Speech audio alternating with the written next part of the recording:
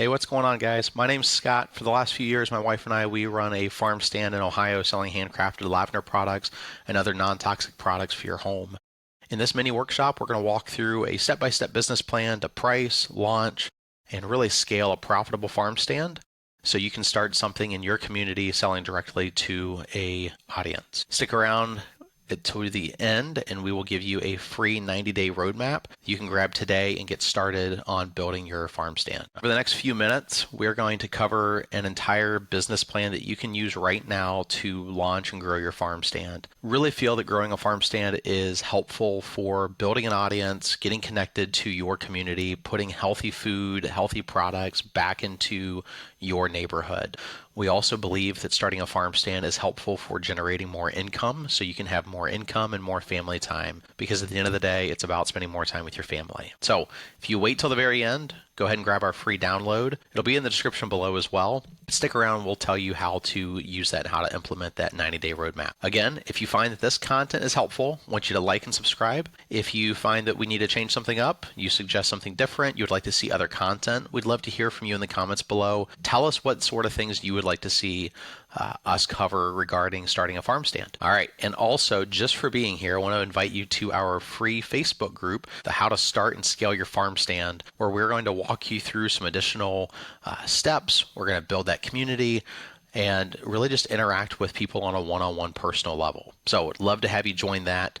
Link for that's in the description below as well. And as a reminder, our experiences are going to be different than yours. Please use your own judgment. Consult professionals when making your own business decisions for your farm, for your business, for your family. What worked for us may not necessarily work for you. All right. So we're going to walk through the next few minutes going over this 5-step business plan that looks at planning your farm, your product, driving price, looking at how to set up, and ultimately how to market and grow to your audience. So a little bit about us. My name's Scott, my wife Lydia. We run a profitable farm stand here in Ohio.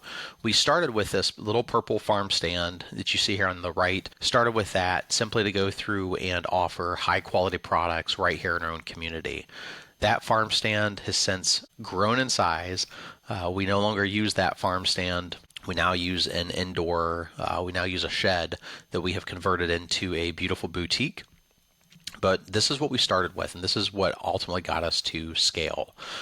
Setting up our farm stand every Thursday, Friday, and Saturday. We were not open 24/7. This was literally thrown together with some scrap lumber and scrap metal. So like I said, that farm stand has since grown. We ended up buying a shed a few years or 2 years after we started the purple farm stand. This was a shed. It did not look like this when we first got it. Did not have the door. The windows were completely different. Did not have the ramp.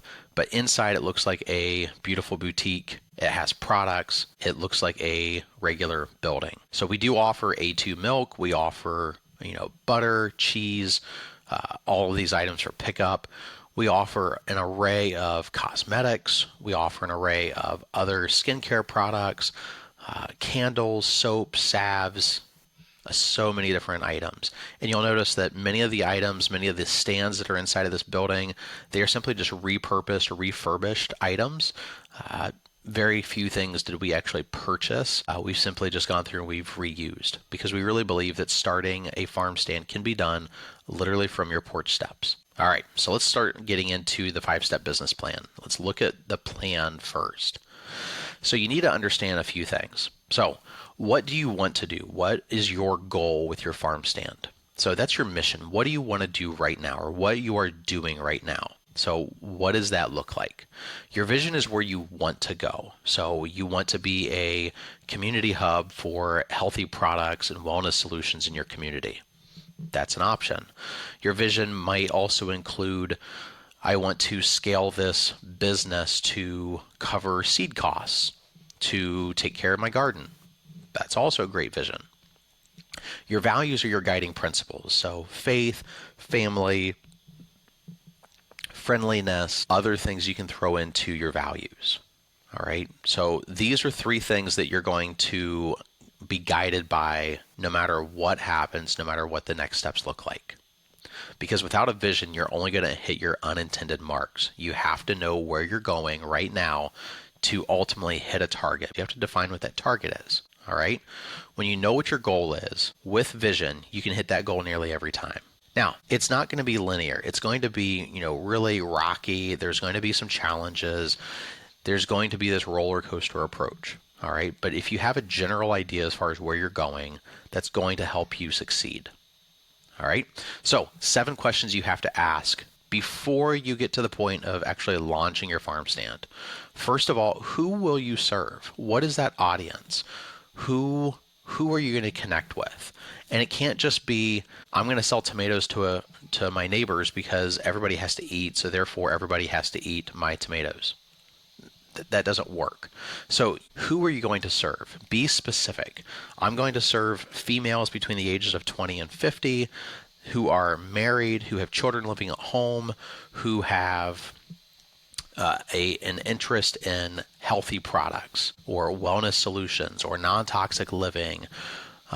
Their pain points are X. Their goals, dreams, and aspirations are X. You say, there is no way you can get that granular on knowing your ideal client. The answer is you can and you should. And the reason for that is if you don't know who you're selling to, you're going to try to sell to everybody and ultimately you sell to nobody. So you need to know who you're selling to. And it's okay if you are not your ideal client. I will be honest, my wife and I are not our ideal clients, and that's okay. We know who we're selling to, we know who we're serving, and we continue to provide solutions to them. Okay? So what will you sell? Is that going to be sourdough bread? Is that going to be fresh produce? Is that going to be chicken eggs? Is that going to be woodworking projects, craft projects? Is that going to be skincare products? What exactly are you going to sell?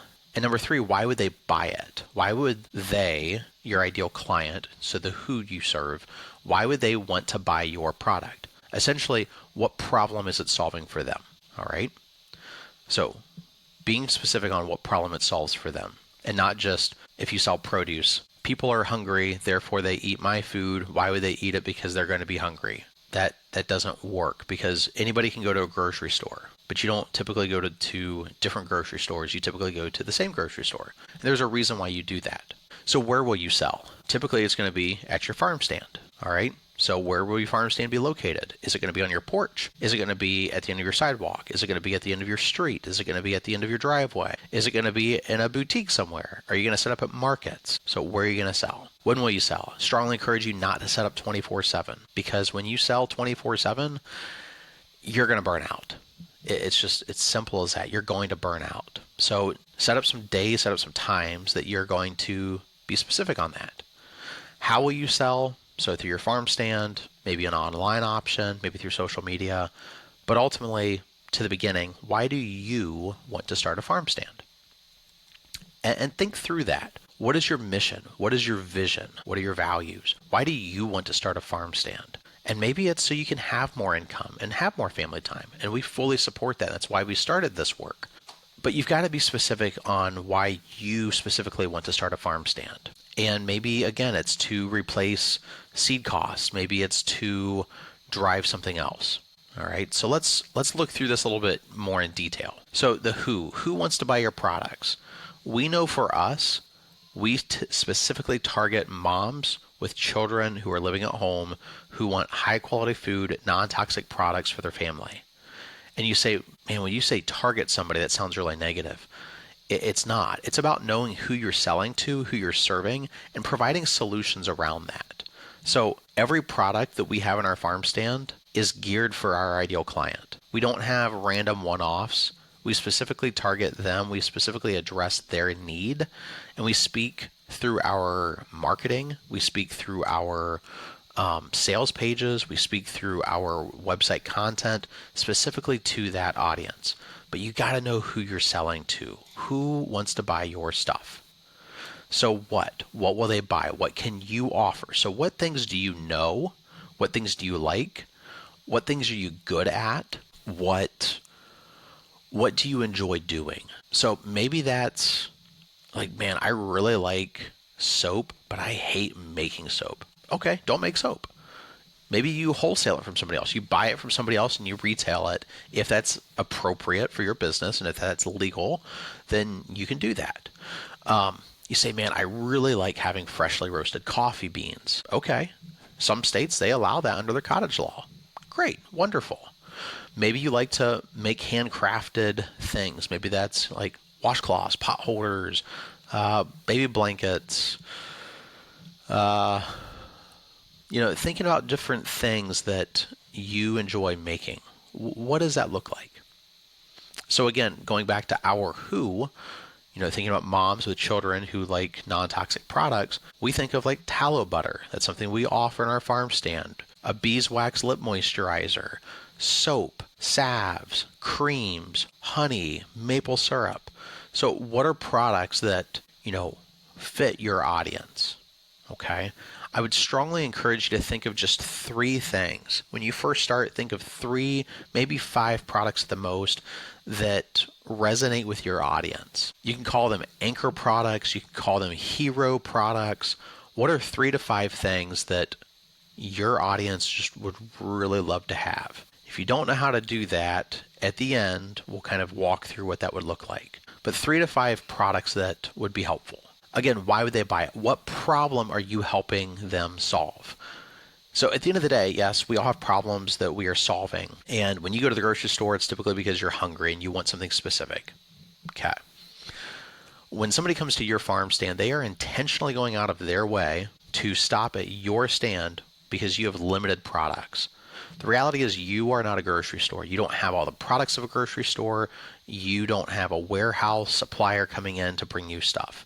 So you have to understand first that you have a limited market, you have a limited niche, but there's nothing wrong with that. There's still a market for everybody, and we truly believe that.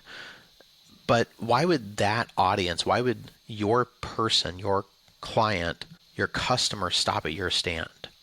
If you make really awesome breads, bagels, desserts, if you make really high quality soaps and salves and creams, if you make, fill in the blank of whatever your product is, there's a problem that you are helping your ideal client solve. So as an example for us, we offer non-toxic, high quality products because our customers are looking for that, because they value non-toxic and healthy things. They value high quality things. They value handmade or homemade things.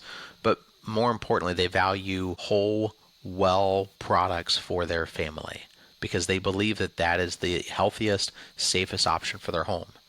And through social media, through our email list, through our blog, through our website, we educate, we communicate, and we relate. So we educate our clients. We communicate directly with them using the terms that they are using, being in the same places that they are visiting, and we build that relationship with them, right? So where will you offer your products? Again, you've got to check your local zoning laws. You've got to understand that you can't do the same thing in every place, and we understand that, okay?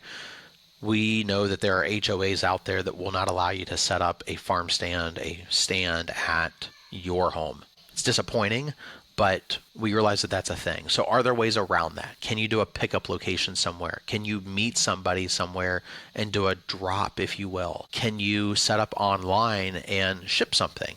Again, there's legalities around that as far as what products you can send.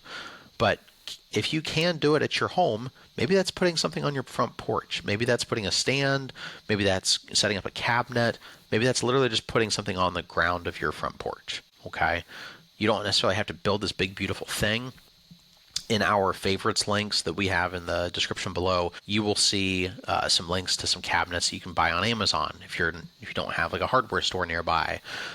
We also have stuff in there that just a simple bedside table that you can set on.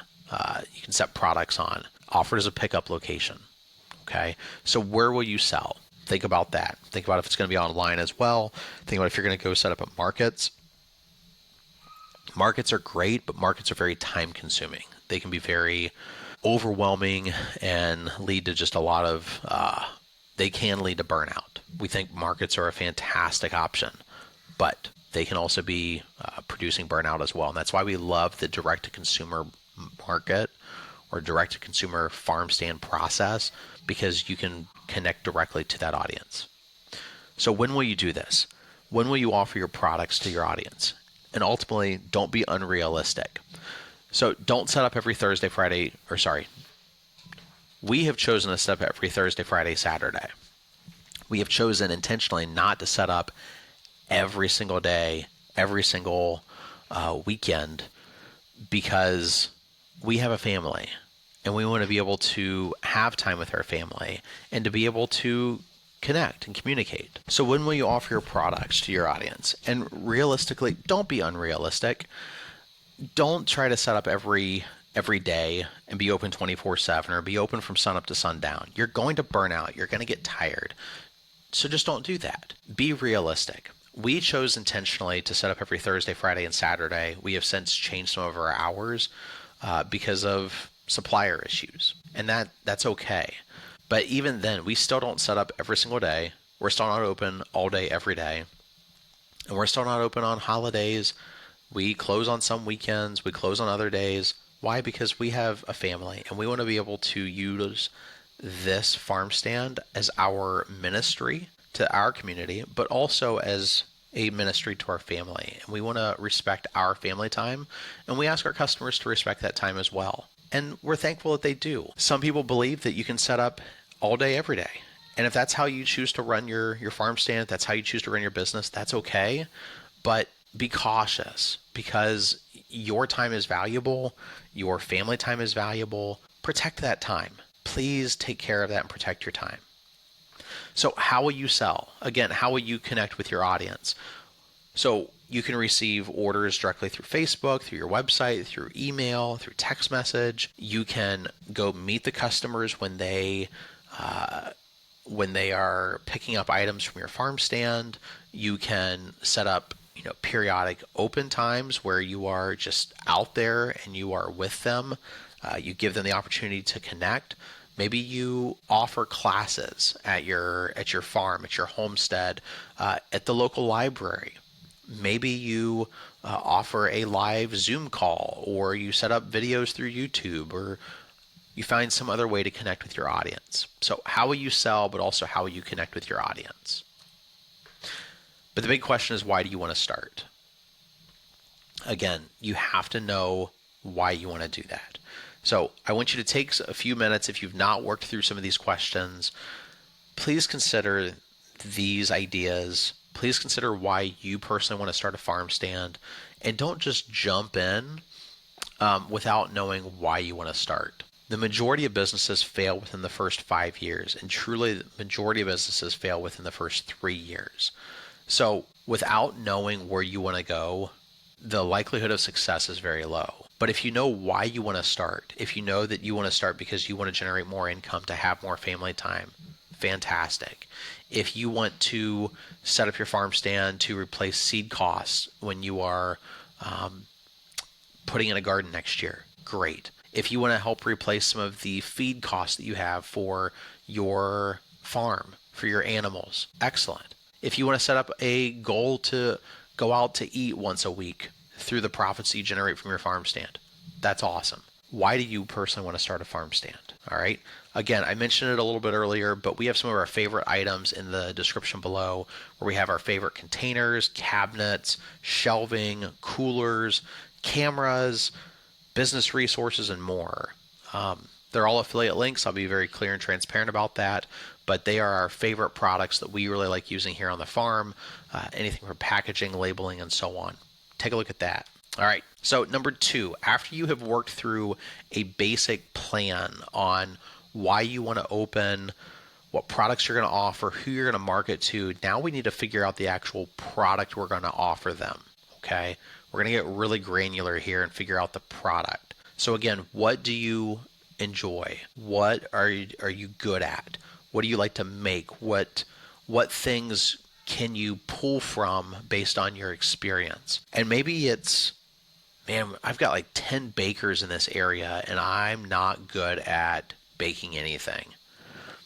I can almost guarantee you that even if you're not good at baking bread, you might be good at baking muffins or cookies. And I truly believe that there is a market for anybody. So if you are good at baking brownies and you just make the most amazing brownies, stick with that. If you're good at making zucchini bread or or banana bread or pumpkin bread, stick with that. Do what you are good at. Don't try to shoot for the stars and be like, dude, I'm not good at anything. I think you're probably good at something.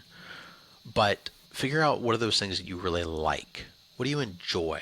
What do you know how to do? And again, maybe that could also include some produce. Maybe it's going out, raising some, peppers and tomatoes and onions and cucumbers and squash. Like, I'm going to go through, that's what I'm going to sell. Great, wonderful. Maybe it's just growing plants. Maybe you're like, dude, I don't produce tomatoes well, I don't produce squash well, but I can get you a really good plant started. All right, grow some plants, sell the plants. Maybe you have some backyard chickens, you want to go through and raise some eggs. Maybe you want to process out some of those animals. Maybe you want to go milk a cow, milk some goats. All right, that's cool. Maybe it's you want to simply just start crafting some stuff. So, again, gave some examples earlier of like some woodworking projects, some sewing projects, some crochet projects. Maybe it's painting. Maybe it's just design. For us, one of the things we like to do is I like to sharpen tools. So, knife and tool sharpening, something I can do in my own garage. There you go, something you can do. All right, so what are some things that you are good at? All right, so again, I want you to start with 1 to 3 hero SKUs. Go up to 5 at the very most. So a SKU, just think of that as a product. So a hero product, an anchor product. So 3 to 5 things that you are going to be solid with. Products that are easy to make, they're easy to store, and you believe that they're somewhat easy to sell. So to be honest, we started initially with a linen spray. Water, essential oil, I think witch hazel or alcohol was in there as well for a, kind of a stabilizer, if you will. That has sold some, but we thought, yeah, this is going to be like our knockout of the park. This is going to be our big thing. We also started with beard oil. All right. So thought that was going to be like a big seller, and it really wasn't. And that's okay. What is successful for you may not be successful for everybody, but start with a couple of products, pick things that are easy to make, store, and sell, and then go from there. So we do make a tallow soap, and we do make a tallow butter. It says tallow balm in the picture there below, but it's literally just a skincare product that we use here at the farm. So those are two things that we have used that continue to be solid anchor products moving forward. So labeling, this is important to know. If you are making food, if you are doing something that is going to be on the body or in the body, you have to label it. You do not have a choice. It has to be labeled. These are examples of what should be on the label, and this is from the Ohio Department of Agriculture, specifically the Food Safety Division. You need to check your state. So wherever you live, you need to check your state's requirements. This is just an example. And depending upon the type of product, the labels may change. So as an example, at the very bottom, cosmetics are similar, but they are different. So every product, historically, every product has to have the statement of identity. What is this? What is this thing? Okay, so it has to tell what the thing is. It has to tell you what the net quantity of content, so the net weight, typically in ounces, or it's mentioned here in the U.S. the inch-pound system or metrics, so kilograms, whatever. So you have to have an actual weight of the product. It's just the total. It's written at the very bottom, and there are very specific, height, size requirements that have to be on that label. The ingredient list. So it has to tell what is inside of that product. It has to be in descending order with predominance by weight. So every single item has to be on there. And if, as an example, you have, products that you're buying from the store, if you're baking and use like wheat flour, well, you can't just say wheat flour. You have to include everything that's in that wheat flour. So getting very granular on like niacin, the vitamins, and so on. And that food label can be very big, but you have to be very clear as far as what is on or what's inside of your product. Number 4 is a statement of responsibility. So this is where and who you are, your business. So where did you make this? You have to have that on the, you have to have some kind of a identity of who you are on that product. It's a liability aspect. It is a legal requirement typically. So you got to have that. And then if this is a home produced product, and when I say home produced, it has to meet the requirements in your state of what is known as a cottage food. If you do not know what a cottage food is, you need to reach out to your local health department, your local Department of Ag, your local food safety officer, whatever title that is, and know what is considered a cottage food. If it is legal under the cottage food law, then you have to typically write something on there about this product is home produced. Okay. You got to have that on there. And if you don't, it doesn't meet the requirement of cottage food, you can be liable for, you can be liable in the court of law. So you need to make sure that you are being very clear on that. You also cannot make false claims. So you cannot say that your product, provides a certain remedy for health. You can't say that it is fat-free or salt-free or other things. You can't make certain claims with your product. There are ways of speaking to kind of get around some of that, as far as, you can say that this, according to XYZ study, this product has been shown to be helpful with, or similar products have been shown to be helpful with this, but you cannot say that, my soap takes care of dermatitis, or my soap takes care of anxiety because it has lavender in it. You can't say those things, okay?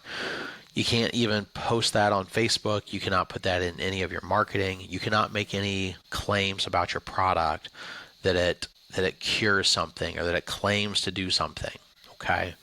That includes food, it includes cosmetics, it includes any product that you're going to use on or inside of your body.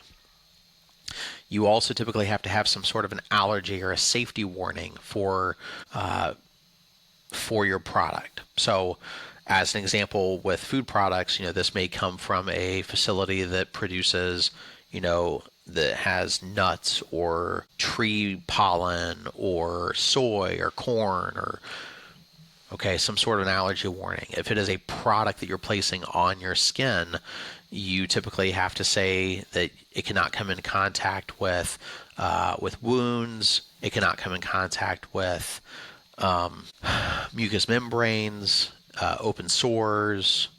If you develop a rash, stop its use. Not for use on children, something along those lines, okay? But again, these are just general guidelines. You need to be very clear on who you are, and you need to reach out to your local food department, your food safety officer, for those more specific things. Okay. Packaging. So what packages are going to work best for your products? Maybe that's going to be like craft boxes, like the brown paper boxes. Maybe that's going to be paper bags that you get from the grocery store, or like sandwich bags, like the brown paper sandwich bags. Maybe plastic pouches, like plastic heat sealed pouches. Great for like coffee beans, great for some candies, nuts, things like that. If you sell eggs, obviously egg cartons are going to be helpful. And then also think about coolers with ice packs. If you have a farm stand that does not have power, you're going to have to think about how you're going to keep things that need to stay refrigerated cold, or keep them refrigerated. And typically, you have to replace ice packs every 4 hours. So if you're not going to be around, what does that look like? You want to make sure that your food doesn't spoil, it doesn't go bad. Okay? Some things are going to be shelf stable without coolers, but some things are going to require that. Again, our favorite links below has some of the different examples of packaging, coolers that you can choose. Also some plug-in commercial coolers and plug-in residential coolers that might be helpful for your farm stand. Like a small mini fridge might be helpful if you are close enough, if you wash your eggs, or if you have some products that need to be refrigerated. Things to think through. One thing to think about with refrigeration, though, is that most of your cottage foods, and I would say typically all of your cottage foods, are not allowed to be refrigerated. So that typically includes creamed pies, creamed cakes, creamed cookies, donuts with cream. That typically is going to include like puddings or ice creams, anything with dairy in it. So those all require refrigeration, and those are not typically covered under cottage food laws. So if you're thinking about some of those products, think about that. Can you still do a buttercream or a shelf stable cream? Typically, but that's going to require checking with your food safety officer. All right, so we've gone through plan, we've gone through product. Now we're going to look at price. So how do you price your products? Product price should always cover your cost, your time, and a profit that supports your goals. I'll say it again. Your product price should always cover your cost, your time, and a profit that supports your goals. If you price something far below what is covered for your cost and your time, well, you're just giving away stuff. And that's fine. There's nothing wrong with giving away things. There's nothing wrong with treating your business that way. Many people would still love to see that happen. But at the end of the day, you have costs that you're incurring. Even if that's just cost for your time, you're buying products. Products cost money. You're buying packaging. You're buying labels. Those cost money. You're buying equipment like printers. You're driving places, so your mileage, that costs something. Your insurance, if you're treating this as a business, you should have liability insurance, and that costs money. You're doing this at your home, so people are invading your space, and your space and your time cost something. So all these things start adding up. There's costs that you incur as far as running your business. If you have electric going to your farm stand, even just a small cooler takes up electricity, and you got to pay for that. So what does that look like at the end of the day? So this is when we can think about the COGS, or the cost of goods sold. So as an example, and I'll try to throw a picture of our lavender linen spray in here, we desire for all of our products to have a gross margin of at least 50%, okay, if not higher. And you're like, 50%? That seems really shocking. Wouldn't you want more than that, or wouldn't you want less than that? Or maybe you're thinking, man, that seems really prideful, like a margin of 50%, that's ridiculous. So you got to think about what your time looks like. All right. So if you have materials, so as an example, our lavender linen spray, we have approximately $2 worth of materials going into the product itself. Packaging costs anywhere between 50 cents and $1. Labor, you can say $1 per unit, just as a general rule of thumb. And if that's the case, then your basic cost of good for that product, your COG for that unit, is $3.50. Okay. But you can go through and kind of walk through a basic selling price to get to that 50%. So it's typically COGS divided by 1 minus your margin. Okay. So 1 minus your margin, 50% or 0.50, okay, gives you 0.5. When you take your COG divided by 0.5, you get 7. So the price, if you're looking at a 50% margin, should be $7. So you need to do that for each of your products to understand what does this look like. But this is just a basic material cost. This does not include your insurance. This doesn't include your mileage. This doesn't include some other, non-negotiables in your business, if you will. This is just looking at materials and packaging. So at the very bare minimum, we should be selling our lavender linen spray for $7. We sell it higher than that because we have insurance we have to cover. We have mileage we have to cover. We have shipping costs on our products we have to cover. We have to cover that in our costs. We have to, unfortunately, that has to be passed along to our customer to get those margins settled appropriately. And when I go back to the previous slide, remember, your product price should always cover your costs, your time, and a profit that supports your goals. But if you don't know what your cost of goods are, you'll never know what your break even is. You'll never know what your material cost is. You'll never know what your basic packaging and labor costs are. If you don't know how that gets factored back into your insurance and your mileage, then you're literally just guessing at your business. And you say, man, Scott, this seems like a lot of work. If you're going to treat your farm stand as a business, you got to know what your costs look like. You got to know what your framework looks like. And you have to have a basic understanding of these principles. So know what your costs look like to be able to go into that. All right. So let's take a look at a very basic break-even example.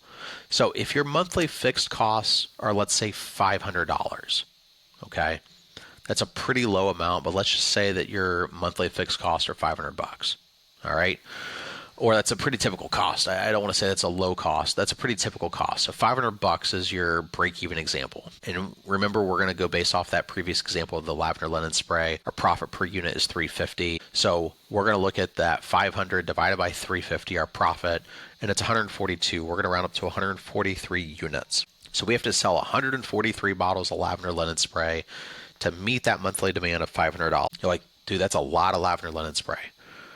You're right. And we're not just going to sell lavender linen spray. All right. We're going to sell other products that have different margins. We're going to make sure our margins are set up well enough so that we can cover those, cover some of those gaps.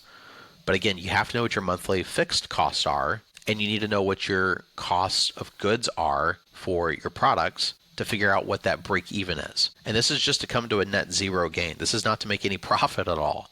So if you want to make profit, you have to factor that into your cost of goods. All right. You either have to drive up the cost of goods or you have to drive down your monthly fixed costs. That's the only way that you can do that. So typically you'll find businesses will increase their profits, increase those margins so that they can cover some of those. Okay. So remember some basic tips here. We've not even started talking about taxes, but you have to remember that you got to pay sales tax on a lot of your products. If you're just doing cottage food, you likely don't have to cover some things, but there's still taxes that are included because you sell stuff. You have to tell the government, hey, this is how much money I sold. This is how many things I've sold. So the beautiful thing about selling direct through like a farm stand or selling direct through a website is that you get to keep more value, more profit in your pocket. So when you sell to a wholesaler, when you sell to a store, you lose some of that. Just basic laws of business, you lose some of that through wholesale. If you sell a product through a distributor or multiple distributors, then you lose even more profit. Okay. But when you get to sell directly to a consumer, you get to keep that value and your profit in your pocket. It's pretty awesome. So the only ways to go through and kind of adjust some of that, again, are to either drive up your margin or to drive down your break-even costs. So when you can drive up your profit and drive up your margin, you're going to do that through you're increasing the AOV, so the average order value, how much stuff you're selling to somebody. That's what it boils down to.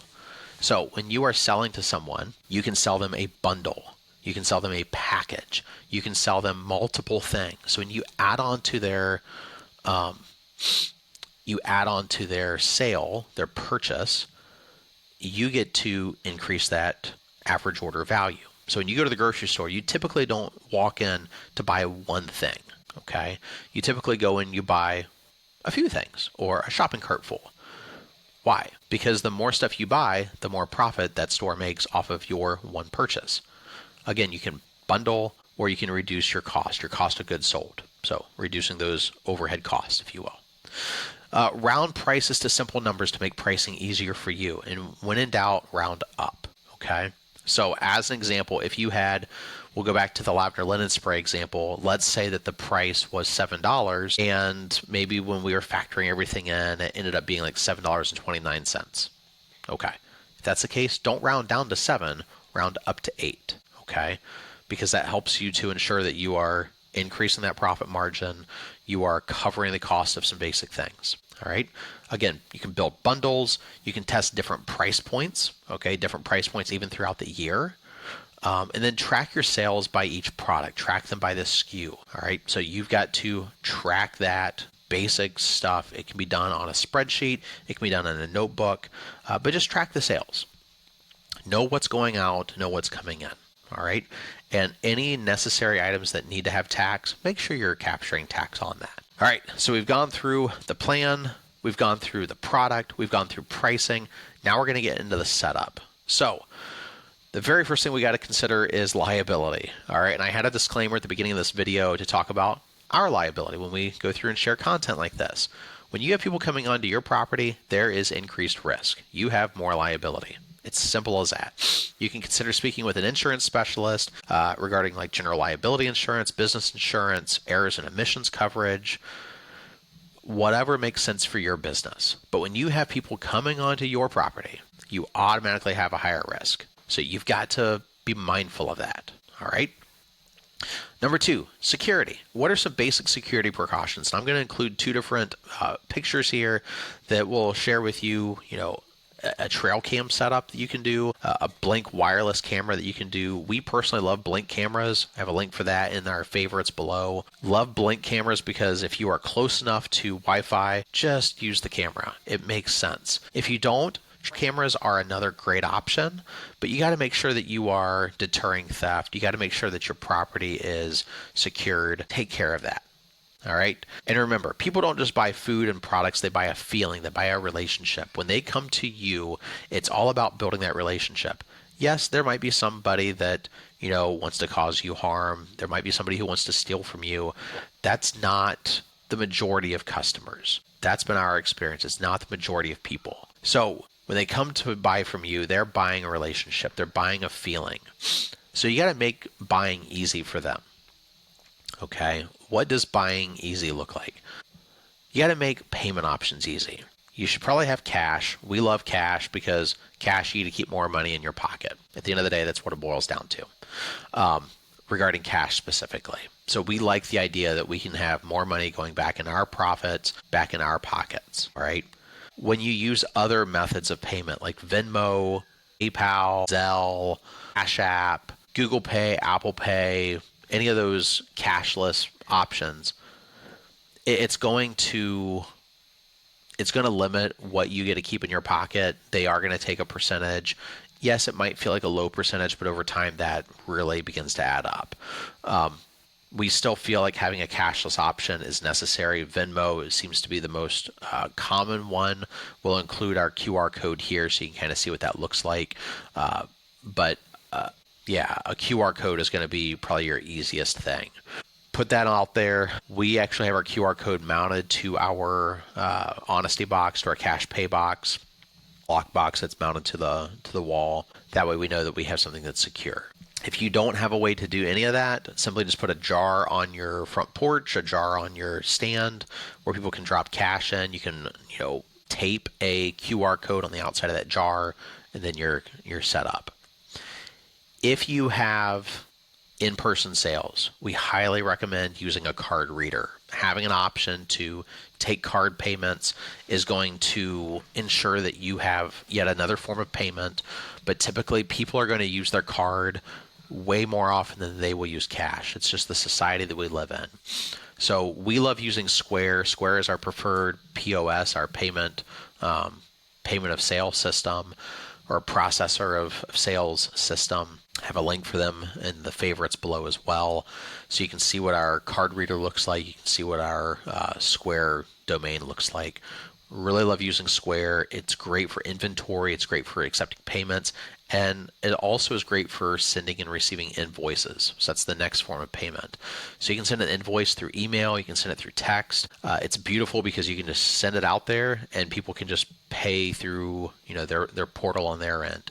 It's fantastic to give them the freedom and flexibility to make payments or to pay in another way. So if you are doing in-person sales, highly recommend a card reader. And it can be the very simple, basic, I think it's like $49 for the low-cost Square reader. Highly recommend getting that. All right, so inventory and daily operations. So you're going to open and close your farm stand every day, whenever you're opening and closing, whether that's every day, whether that's a couple of times a week, you're going to have some kind of an open and close process. So highly recommend if you can have some sort of a checklist or have some kind of a, memory setup where you're going out and you are putting in your flags, you are opening your farm stand, you're putting a sign in the ground that says, hey, we're here, we're open.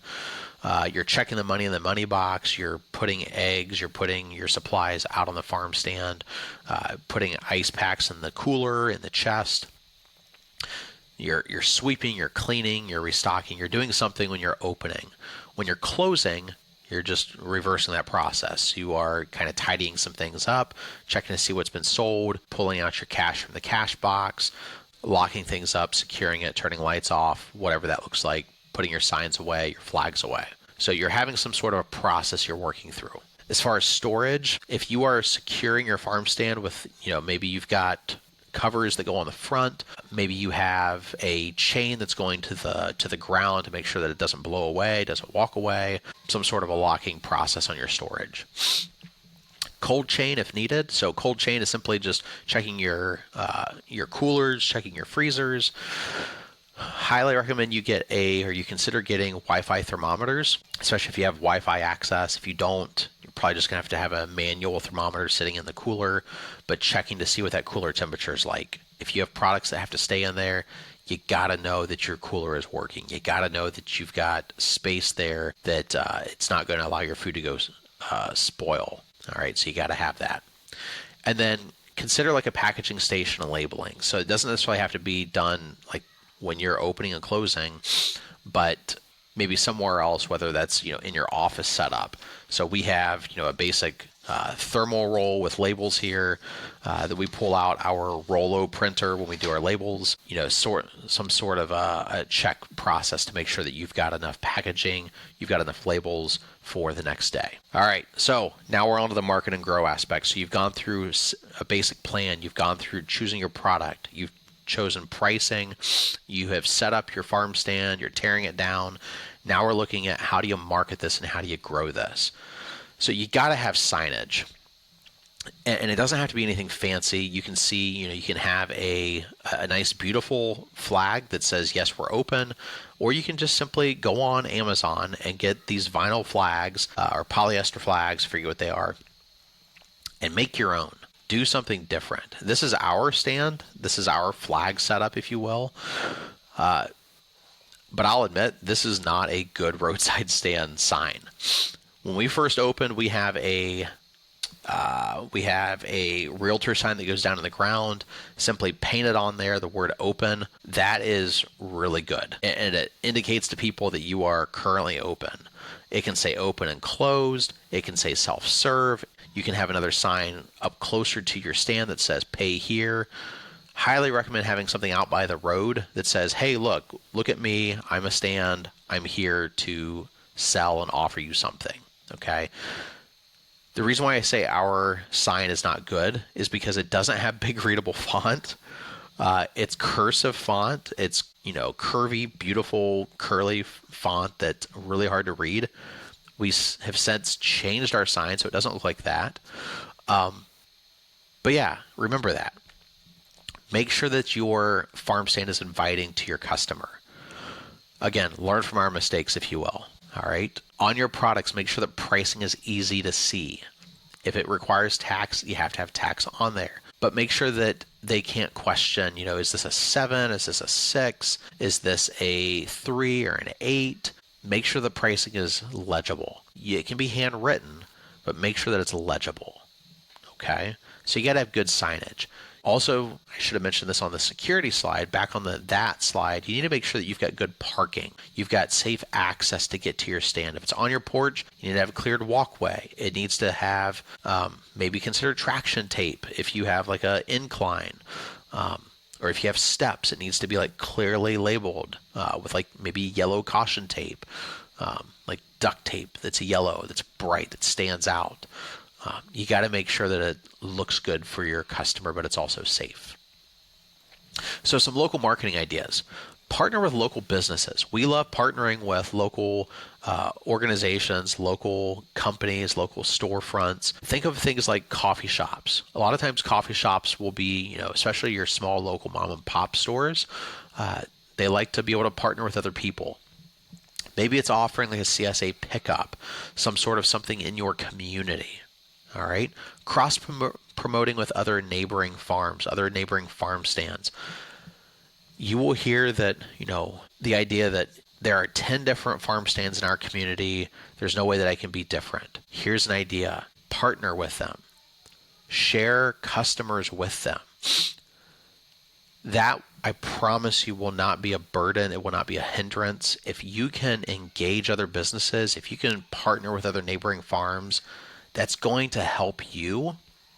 It's going to help your business grow because what you offer is probably not the same thing that they offer. And even if it is, you are doing something different than what they are doing. Your stand doesn't look the same as theirs. You are not your other competition. You have a different clientele, you have a different relationship, you have a different personality. There are ways of building a connection, building a relationship, even with similar businesses in the area. If you think about grocery stores, yes, you have grocery stores that are competing, but you might go to one grocery store for one thing and go to another grocery store for something else. The same is true for a farm stand. People have a choice on where they shop. Make it helpful for them to come to you. Make it beneficial for them to come to you. That doesn't mean you have to give stuff away. It doesn't mean that your prices have to be, cutting the competition for somebody else. But support another small business, cross promote, share their stuff on your social media. Maybe start up a Facebook group where you are sharing information that they're sharing and talking about that and encouraging that. The beautiful thing with social media like Facebook and Instagram is that you can have non-salesy content. So we highly recommend, if you have not launched yet, build up to that.